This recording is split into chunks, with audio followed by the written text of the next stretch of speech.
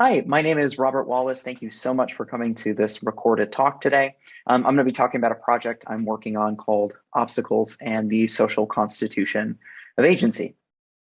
What do I mean by the social constitution of agency? So I work on free will and moral responsibility and action theory, and a widespread sort of assumption in the background in a lot of these literatures is that agency is a matter of an agent's intrinsic properties. It's not a relational matter. It's not context dependent. Manuel Vargas calls this atomism about agency. But traditionally, views like an agent's rational capacities, or maybe their real self understood as a privileged set of psychological states, or maybe the agent as special agent cause that can do things prior or without prior determination. All of those views, you don't have to look at the context to know if something is an agent. You just have to look at its intrinsic properties. In contrast to that, Manuel Vargas has compellingly argued, both in his 2013 book and elsewhere, that agency depends crucially on social facts. How we acquire and maintain agentive abilities seems to depend on social facts, namely facts about our relations with other people, and which abilities matter for moral responsibility. It's also going to be a matter of our social environment. In general, Vargas thinks that there's a dynamic relationship between an agent's rational abilities, her underlying psychology, and the social environment she finds herself in. And I think that that's completely compelling. I think that's just right. I think we already have reasons to doubt that atomism about agency is correct. But I want to take this sort of attack on atomism and take it one step further in this project. I think that beyond just how we acquire and maintain and which abilities matter, I think that some abilities themselves are at least partly socially constituted, in the sense that they depend on or are grounded in, at least partially, social facts. I think if that's true, then obviously we should prefer theories of abilities that can explain that fact. And I'm going to suggest in this talk today that an obstacle-free conception of abilities explains this fact about abilities, that they're socially constituted, very well. So why think that abilities are socially constituted at all? I'm going to give a motivating case, and it's the kind of motivating case that was used to introduce me to the social model of disability. The social model of disability is not a matter of having bad intrinsic properties. It's not a matter of medicalization. Rather, it's a matter of the prejudicial limit or loss of opportunity from major domains of social life as experienced by impaired persons. The kind of example that's used to introduce the social model might go something like this. Say that agent A uses a wheelchair and that they aim to get into a building. Say also that the only way to get into the building is to go up a flight of stairs. If we just ask if A is able to get into the building, the answer is no. But intuitively, it seems like A can't get into the building because the building is not wheelchair accessible and not because of A's intrinsic properties. One way to see why that seems the case is like if you try to imagine if A were to get into the building, it seems like it would be because the building would have been excessively designed. So here we have a case of inability, where the inability seems to critically depend on a social fact. Conversely, if the agent were enabled to get into the building, it would also be because of a social fact. So I think that this is a nice case for thinking that intuitively, whether A has the ability to get into the building depends on a social fact, how A's environment was designed. I think that that's enough to motivate one. But I should stop here because maybe I'm just begging the question. Right? Maybe I'm just assuming the social model of disability in order to defend the idea that some agentive abilities are socially constituted. If so, that would be bad. But I don't think I'm begging the question. I think, first of all, it's in a way irrelevant to my project whether or not any particular version of the social model is specifically correct. See here for some pretty compelling criticisms to my mind. I think that the social model is just useful insofar as it helps us see and even be aware of certain cases that motivate the sort of general idea that abilities are socially constituted by thinking about abilities in a more social way in general. And even though I find the kind of case that I've given particularly compelling, I could come up with other cases, and so could you, where we think about lots of abilities to perform non-basic actions, which depend on social facts. A non-basic action is an action That's not basic. A basic action is an action that you can just perform without doing anything else, like deciding or trying. A non-basic action is more complicated than that. And a lot of our complicated actions out in the world seem obviously to depend on social facts. So if the kind of motivating case I've given doesn't seem motivating to you, I invite you to think of other cases. But even beyond that, I think it's independently important that contemporary accounts of abilities, that contemporary accounts of agency, capture insights from philosophy of disability. And I think also that our account of abilities really consider the diversity of human agency. I think a lot of examples don't really highlight the social nature of agency. And I think that that's a background assumption that has led to the past widespread consensus that atomism is correct, that agency is just a matter of an agent's intrinsic properties, or whether or not an agent has a particular ability is just a matter of an agent's intrinsic properties. Even beyond that, I think that there are reasons to not worry so much about begging the question. Here's a kind of comparison. In debates about moral responsibility, there used to be wide consensus that in order to be morally responsible, you had to have been able to do otherwise than you in fact did. If you couldn't avoid performing a wrongdoing, it seems like it would be unfair to hold you responsible. Now, there's still active debate about what I'm about to say, but Harry Frankfurt came up with this really ingenious kind of case where it's inevitable that an agent perform a wrong action for their own reasons. And the inevitability comes from the presence of a counterfactual intervener. If the agent were to decide to do something else, the counterfactual intervener would force them to perform the wrong action. But as it so happens, the agent performs the wrong action for their own reasons. Most people, many people, have the intuition in these cases that the agent is morally responsible for what they do. And that intuition motivates a whole way of theorizing about morally responsible free agency solely in terms of the actual sequence of events. Again, there's lots of debate about this, but I agree with Carolina Sartorio that a theorist should be licensed to build a theory or test theories around the important intuition elicited from Frankfurt cases. And I sort of think likewise about my motivating case, or the kinds of cases that I think motivate the idea that agency is partially socially constituted. It's enough to build a theory around. So if that's true, I think that we need a theory of abilities that explains how abilities themselves could at least partially be socially constituted. In the paper, I consider classic counterfactual accounts of abilities. For the sake of time, I'm going to set those aside and focus on what I think is one of the major ways of thinking about abilities in the free will debate today. And I'm going to focus on it because I think it's a really compelling way of theorizing about abilities. A dispositional account of abilities understands abilities as dispositions. A good example of a disposition is fragility. The fragile wine glass is disposed to break when dropped. You can break down that disposition then into something like stimulus conditions, the conditions under which the disposition manifests, and a manifestation, the way that the disposition manifests in the world, in this case, breaking or shattering. And an object could have many dispositions. A disposition could have many sets of stimulus conditions and many different ways of manifesting. Lots of ways to break the fragile wine glass. I could drop it, I could throw it against a wall. Maybe it shatters in lots of different ways. These things are all over the place. The world is, as Nelson Goodman said, full of threats and promises. Dispositions are all over the place. Lots of people thought that abilities are a lot like dispositions. Here's one kind of way that they are. You can mask a disposition. If I wrap the fragile wine glass in bubble wrap and drop it, it won't break. Likewise, I'm disposed maybe to raise my arms when I try to, but if you were to sort of tie me up, that disposition would be masked. Even if I were to try, I wouldn't be able to raise my arms. This also provides like a nice reductive, broadly naturalistic way of thinking about abilities, and I think that that's a big reason in favor of it.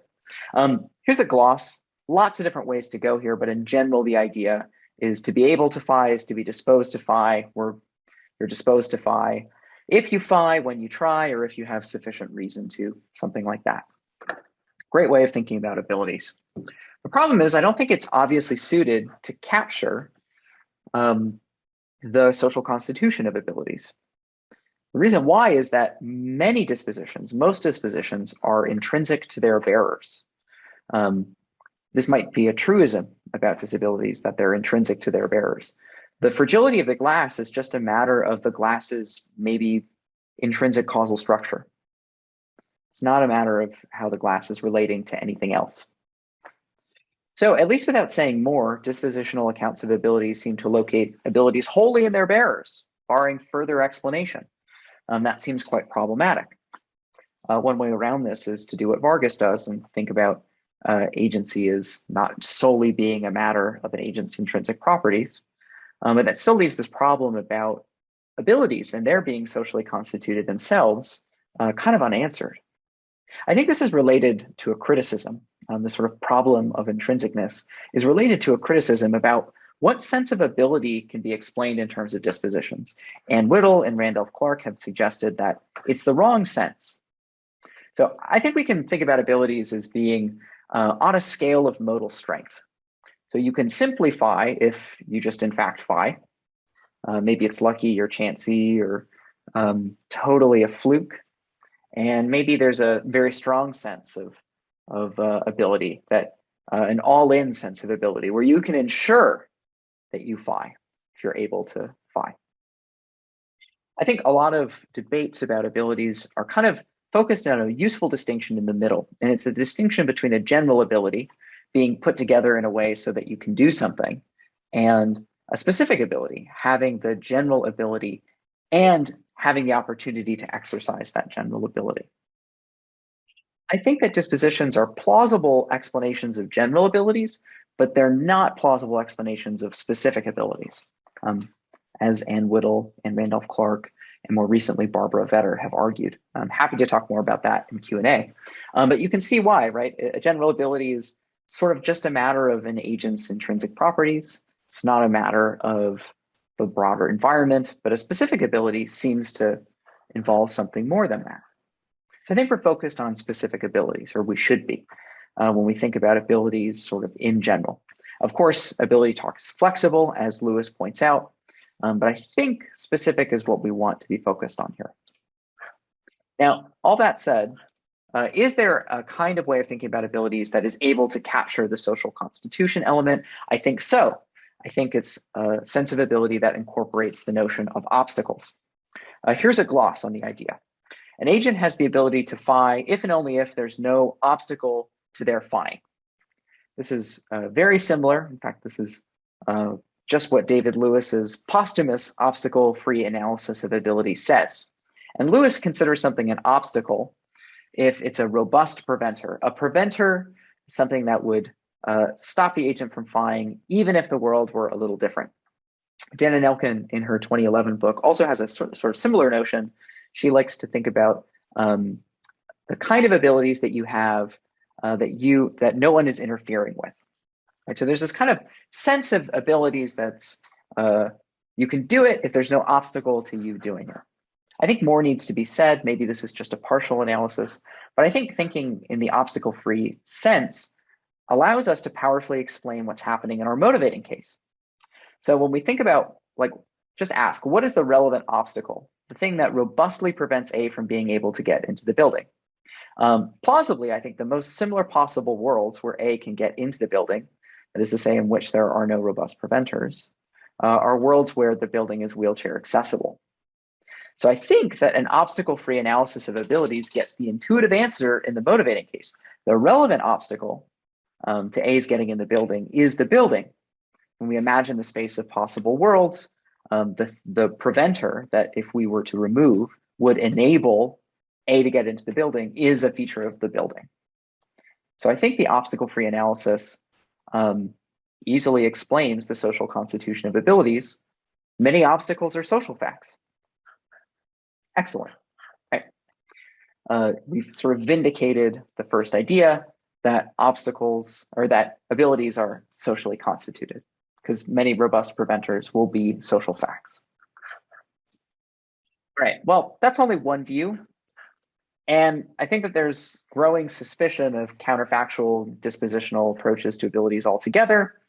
The kind of thing that I've just suggested is pretty similar to a kind of classic counterfactual approach.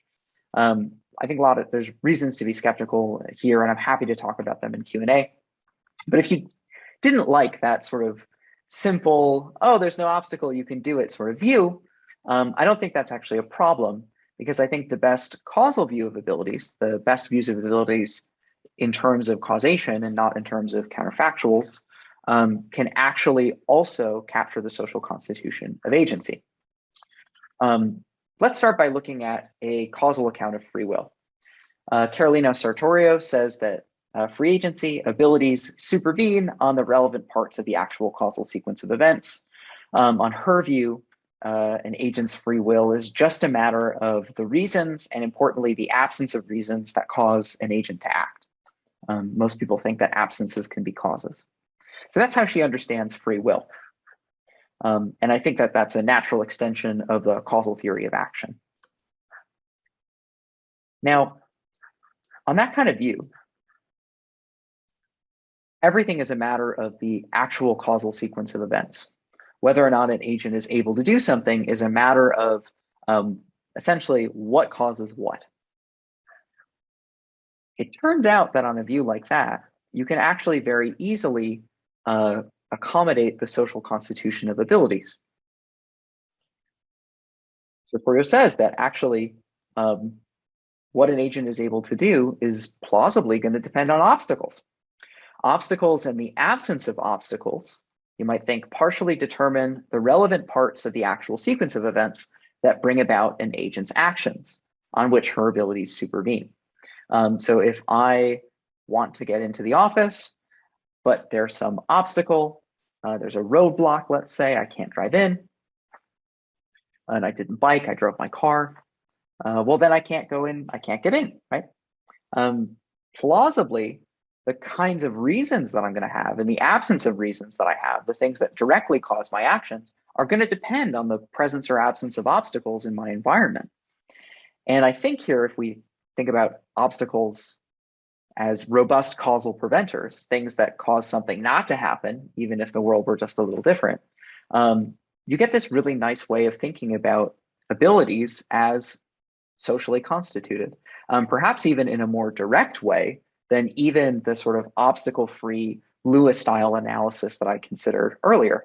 Your abilities, if your abilities supervene on what actually causes you to act, and what actually causes you to act is at least partially determined by social facts in the form of the presence or absence of certain kinds of obstacles, then it seems like your abilities are at least partially grounded in social facts.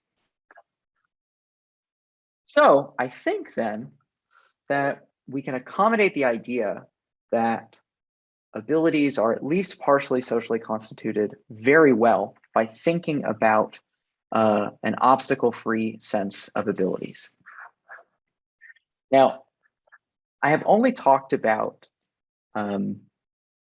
non-basic actions or external obstacles, but very quickly, I think that we have some good reasons for thinking that obstacles could be internal too. So classic counterexamples to the simple counterfactual account of agency that says that an agent is able to do something if they had wanted to, they would have. Well, if I'm pathologically afraid of dogs, even if I wanted to pet one, I wouldn't. That's maybe plausibly an internal obstacle. And I think, following Lewis, that preferences might actually be internal obstacles too. And I think that raises really interesting questions about adaptive preference and internalized oppression, many other important topics. So without sort of giving a full theory, I think that there could be internal obstacles. So here are the references. I'll include sort of the slides as a handout so you can see them later. And I just want to say thank you so much for coming to my recorded talk. I hope that I see you in Q&A, and I look forward to discussing these issues with you. Thanks.